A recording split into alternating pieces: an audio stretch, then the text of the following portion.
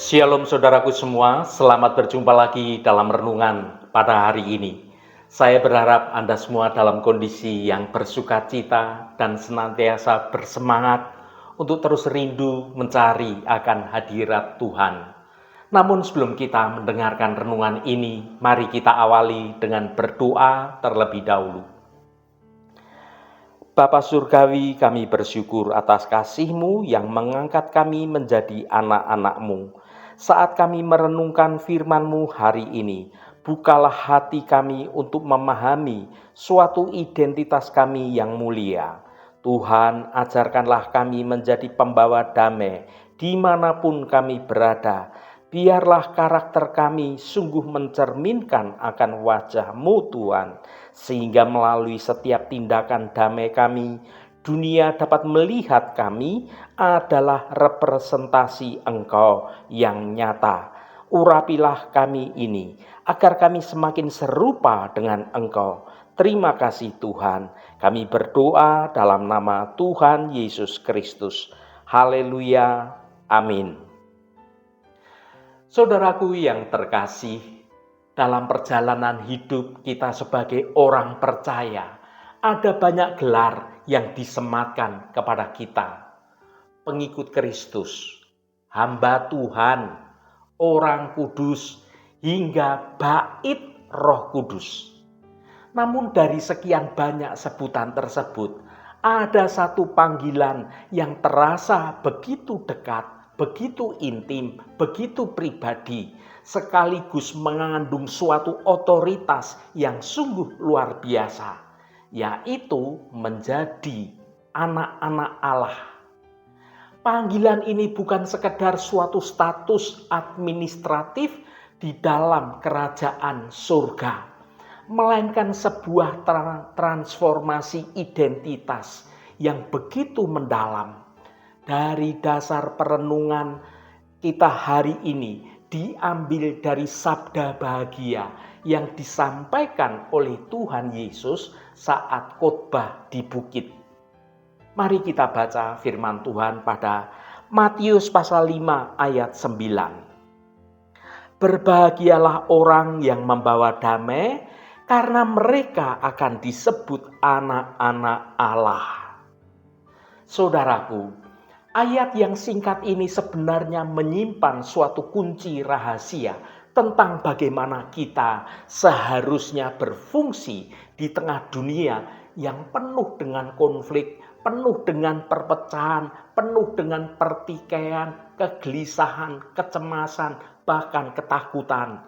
Kita sebagai anak-anak Allah memiliki suatu hak istimewa di balik sebuah nama itu.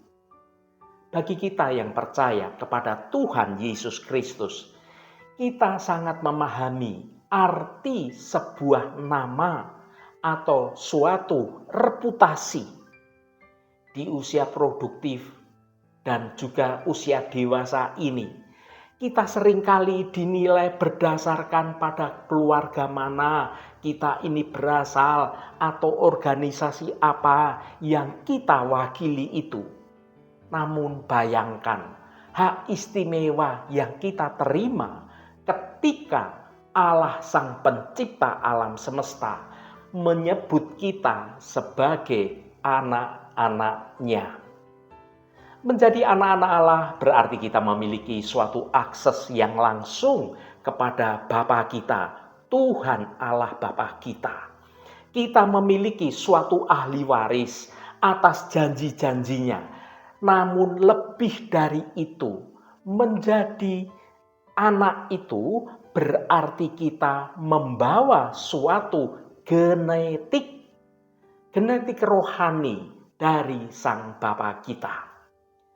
Jika Allah yang kita sembah adalah Allah sumber damai sejahtera, yaitu Yahweh Shalom, maka secara alami anak-anaknya pun harus memiliki suatu karakter sebagai pembawa damai sejahtera.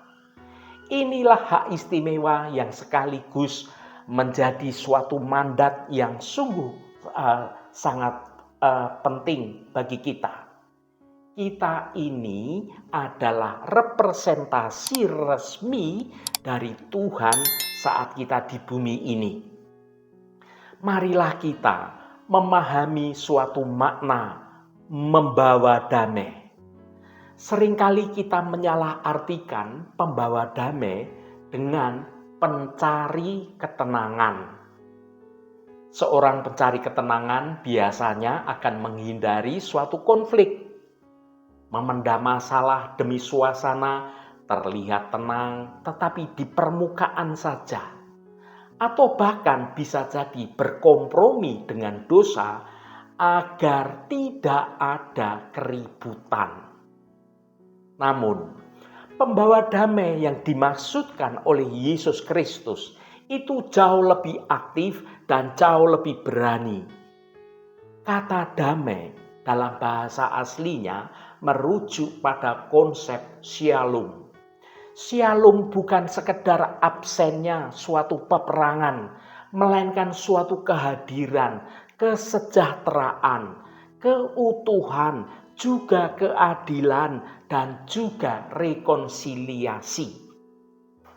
Pembawa damai berarti berani masuk ke tengah kekacauan yang sedang terjadi untuk menghadirkan keteraturan di dalam Tuhan. Sebagai orang dewasa, kita menghadapi berbagai macam medan konflik. Itu bisa berbicara tentang rumah tangga kita, dengan pasangan kita, dengan anak-anak kita yang mungkin mulai beranjak dewasa. Atau bisa juga di lingkungan pekerjaan yang semakin kompetitif ini. Juga bisa hadir hingga di media sosial yang penuh dengan perdebatan yang tanpa ujung itu. Disinilah peran kita sebagai anak-anak Allah diuji. Apakah kehadiran kita ini bisa meredamkan suatu ketegangan yang terjadi, atau justru malah menambah suatu bahan bakar pada api yang berkorban, yang berkobar-kobar, api perselisihan. Mengertilah saudaraku, karakter pendamai itu sebagai cermin ilahi. Mengapa pembawa damai disebut anak Allah? Karena ketika kita membawa damai, kita ini sedang melakukan apa yang Allah kerjakan. Allah adalah sang pendamai utama. Melalui Kristus, Ia mendamaikan dirinya dengan umat manusia di dunia ini yang berdosa. Ia menanggung resiko, Ia berkorban di atas kayu salib, Ia mengulurkan tangan terlebih dahulu kepada umat manusia yang berdosa. Saudaraku, di zaman sekarang ini maka salah satu tugas kita adalah suatu tantangan menjadi pembawa damai. Tentu saja menjadi pembawa damai itu tidaklah mudah di zaman sekarang ini. Seringkali orang yang mencoba mendamaikan itu justru malah dicurigai dan dianggap dia orang yang lemah. Yesus sendiri, sang Raja Damai, harus menghadapi suatu penolakan, bahkan akhirnya disalib. Namun ingatlah janjinya, berbahagialah. Kebahagiaan atau berkat yang dimaksud di sini bukanlah suatu kesenangan yang sementara, melainkan suatu kepuasan batin yang begitu mendalam karena kita berada di pusat kehendak Allah. Ada kekuatan yang luar biasa ketika kita menyadari bahwa kita ini tidak sedang berjuang sendirian. Roh Kudus yang disebut sebagai penghibur dan juga penolong itu yang ada bekerja di dalam hidup kita ini. Ia memberikan hikmat saat kita kehabisan kata-kata, dan Roh Kudus memberikan kita kesabaran saat ego kita mulai meronta-ronta. Saudaraku yang diberkati Tuhan, kita memiliki warisan seorang anak Allah. Di akhir perjalanan hidup kita nanti, apa yang ingin kita wariskan? Harta benda mungkin akan habis, jabatan pasti suatu saat akan digantikan, namun pengaruh sebagai pribadi yang membawa damai akan terus diingat. Anak-anak kita akan mengingat orang tua yang membawa ketenangan di dalam rumah. Rekan kerja akan mengingat suatu rekam jejak kita yang selalu menjadi penengah yang bijak. Mari kita sadari kembali hak istimewa kita ini. Kita adalah anak-anak Allah.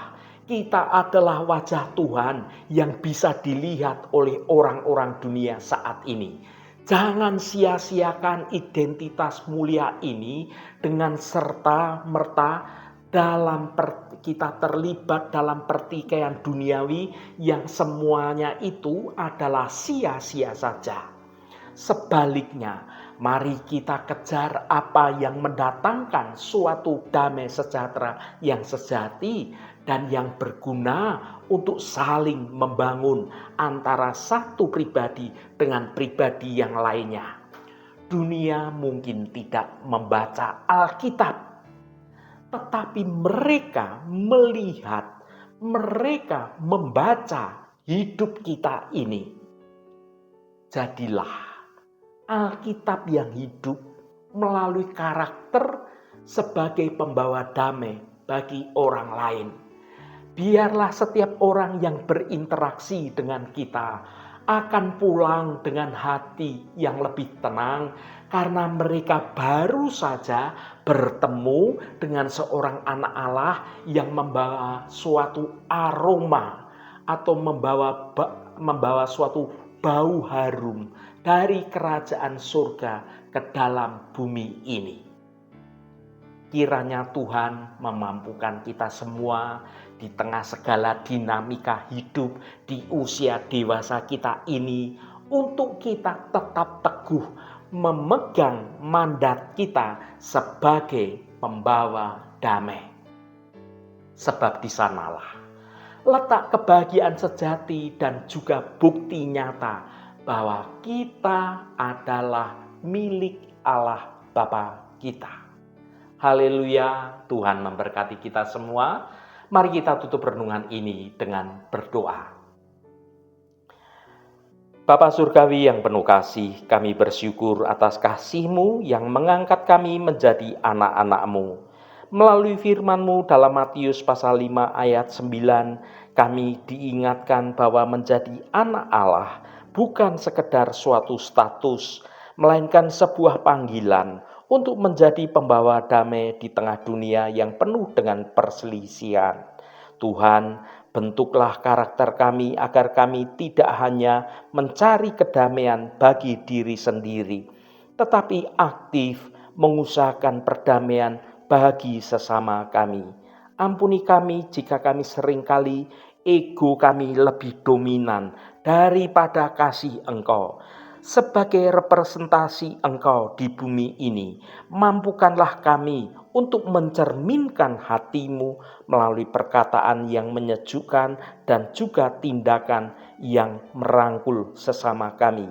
Biarlah hidup kami menjadi saksi yang hidup, sehingga melalui ketenangan dan juga kasih kami, maka orang lain dapat melihat bahwa kami adalah anak-anak Engkau.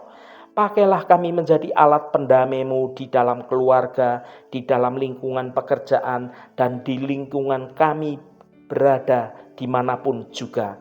Terima kasih Tuhan. Tuhan, berkatilah kami di sepanjang hari ini dalam segala tugas dan aktivitas kami, dalam studi dan pekerjaan kami, dalam pelayanan kami, dalam usaha kami, dan dalam segala hal. Tuhan akan berkati dan kami memiliki hidup yang menyenangkan hati Tuhan, dan hidup kami dapat menjadi berkat juga. Terima kasih Tuhan. Kami berdoa untuk saudara-saudara kami yang saat ini sedang ada berbagai macam persoalan dan masalah. Engkau akan menjamah dan Engkau akan peduli dengan setiap pergumulan dari semua anak-anak-Mu, supaya Engkau membukakan suatu jalan keluar bagi mereka yang saat ini sedang ada persoalan, dan mereka semua boleh menikmati berkat-berkat kemurahan-Mu. Berkati mereka yang hari ini berulang tahun Tuhan. Engkau tambahkan 1 tahun lagi. Terima kasih buat anugerah-Mu, umur panjang di tangan kanan dan kekayaan serta hormat di tangan kiri. Berkat Tuhan mengalir bagi setiap mereka yang hari ini berulang tahun. Terima kasih Tuhan. Segala hormat, pujian, dan ucapan syukur hanya bagi Engkau Allah yang kudus. Saudaraku, mari kita berdoa. Bapa kami. Bapa kami yang ada di surga, dikuduskanlah nama-Mu, datanglah kerajaan-Mu, jadilah kehendak-Mu di bumi seperti di surga. Berikanlah kami pada hari ini makanan kami yang secukupnya, dan ampunilah kami akan kesalahan kami, seperti kami juga mengampuni orang yang bersalah kepada kami. Dan janganlah membawa kami ke dalam pencobaan, tetapi lepaskanlah kami daripada yang jahat. Karena Engkaulah yang mempunyai kerajaan dan kuasa dan kemuliaan sampai selama-lamanya. Amin. Saudaraku, bukalah hatimu dan tengadahkan tanganmu. Terimalah berkat Tuhan. Tuhan memberkati engkau dan melindungi engkau. Tuhan menyinari engkau dengan wajah-Nya dan memberikan kasih karunia.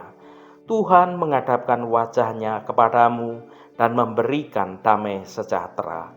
Berkat anugerah dari Bapa Surgawi, cinta kasih karunia dari Tuhan Yesus Kristus, dalam persekutuan dan penghiburan Roh Kudus, menyertai kita semua sekarang ini dan sampai selama-lamanya. Dalam berkat Tuhan Yesus Kristus, haleluya, amin. Puji Tuhan, saudaraku semua, saya percaya firman Tuhan hari ini sudah menjadi berkat yang akan menuntun kita semua berjalan dalam jalan kebenaran Tuhan.